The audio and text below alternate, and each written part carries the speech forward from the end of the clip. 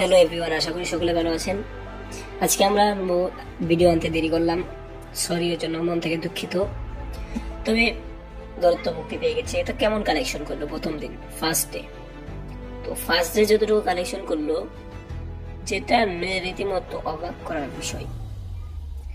এখন অবাক করার বিষয় হচ্ছে, এই প্রথম দিন ফার্স্ট ডে তুফানকে খেয়ে দিল। সেটা কিন্তু ফেস্টিভ্যাল অর্থাৎ ঈদের রিলিজ হয়েছিল, কিন্তু এটা ঈদের রিলিজ হয়নি। তারপরেও তুফানকে খেয়ে দিয়েছে। অর্থাৎ তুফান প্রথম দিন মাল্টিপ্লেক্সে আয় করেছিল 29 লক্ষ টাকা এবং 29.44 মানে 29,44,000 টাকা হয়তো এরকম একটা করেছে এবং এই তরফ ফেস্টিভ্যাল ছাড়া 30 লক্ষর উপরে টাকা মাল্টিপ্লেক্স থেকে নিয়েছে এবং অলমোস্ট মানে সিঙ্গেল স্ক্রিন এবং সব মিলিয়ে হয়েছে প্রায় 44 লক্ষ টাকা।